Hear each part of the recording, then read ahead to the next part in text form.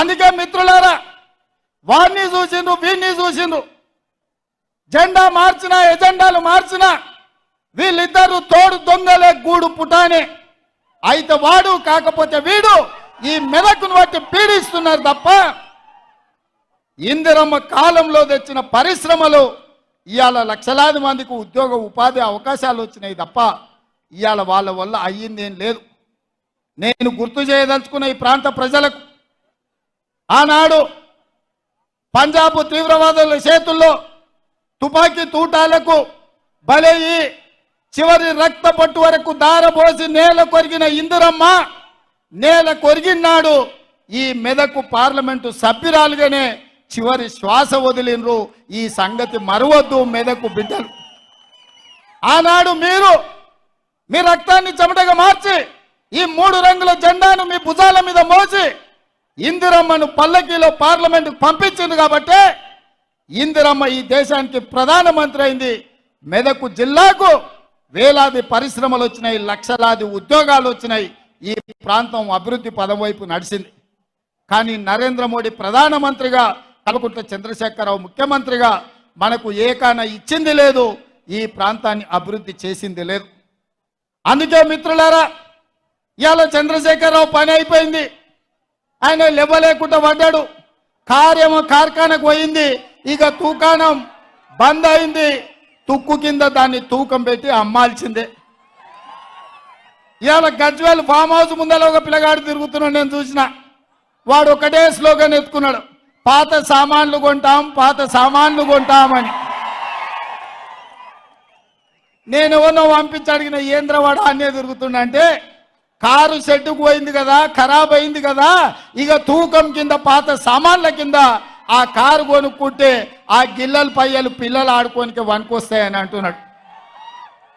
అందుకే ఇవాళ కేసీఆర్ నౌకరి పోయి నడుము ఇరిగి పార్టీ ఓడి ఏం చెప్పాలో తెలియక పిట్టల ద్వారా ఇంట్లో కూర్చొని పిలిపించుకొని భజన సంఘం ముందల ఇవాళ కాంగ్రెస్ పార్టీ అయిపోయింది అంటుండు.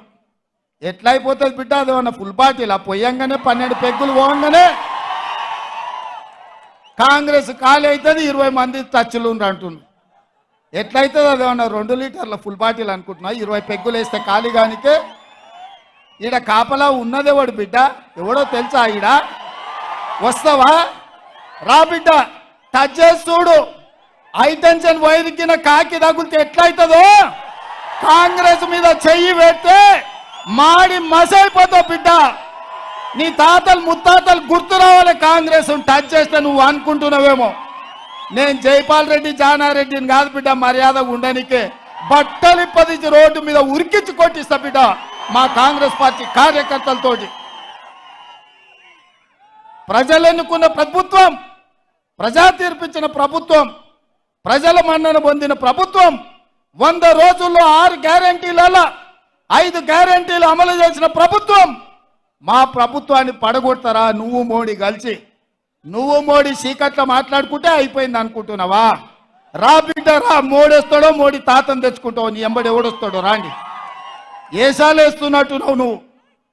ఆడబిడ్డలకు ఆర్టీసీలో ఉచితంగా బస్సు ప్రయాణం కల్పిస్తే ఈ 120 రోజుల్లో 35 కోట్ల మంది మా ఆడబిడ్డలు అమ్మగారింటికి పోయిరు, అత్తగారింటికి పోయిరు, సుట్టపోళ్ళింటికి పోయిరు. 7 పాయల జాతరకు కూడా మా ఆడబిడ్డలు పోయొచ్చారు. మేడారం సమ్మక్క సారలమ్మ జాతరకు పోయినరు. మా ఆడబిడ్డలు ఇవాళ ఆర్టీసీ బస్సుల్లో ఉచిత ప్రయాణం చేస్తే వాళ్ళ కళ్ళల్లో ఆనందం చూసి ఓర్వలేక కళ్ళల్లో జీడి పోసుకుంటుండే కేసీఆర్. ఈ ప్రభుత్వాన్ని వడగొడితే ఆడబిడ్డలకు ఆర్టీసీ బస్సు ఉచిత ప్రయాణం రద్దవుతుందని మా ఆడబిడ్డలకు వ్యతిరేకంగా కుట్ర చేస్తున్నాడు. మా ఆడబిడ్డలు చూసుకుంటూ ఊరుకుంటారా నువ్వు చేసే పనులు? అదేవిధంగా దవాఖానకు పోతే బిల్లులు కట్టలేక ఆస్తులమ్మి ఆలి మీద ఉన్న తాళి కూడా తెగ నమ్ముకునే పరిస్థితి ఉండి రాజీవ్ ఆరోగ్యశ్రీని దెబ్బతీస్తే ఇందిరమ్మ రాజ్యం వచ్చినప్పుడే ప్రజాపాలనలో 10 లక్షల రూపాయలు పేదవాడి వైద్యానికి ఉచితంగా అందించి ఇవాళ పేదల్ని కాపాడుకొని హక్కున పెట్టి చూసుకుంటున్న ప్రజాపాలన ఇవాళ అంతం కావాలని కుట్ర చేస్తే ఈ పేదలకు వైద్యం అందించేటోడెవడు? పేదల ఆరోగ్యానికి 10 లక్షల రూపాయలు ఇచ్చేటోడెవడు? వైద్య ఆరోగ్య శాఖ మంత్రిగా మా పెద్దలు దామోదర రాజ నరసింహ గారు ఈరోజు కోట్లాది మంది పేదలకు రాజీవ్ ఆరోగ్యశ్రీ పథకాన్ని అమలు చేసి ఈరోజు పేదలకు వైద్యాన్ని అందిస్తున్నాడు.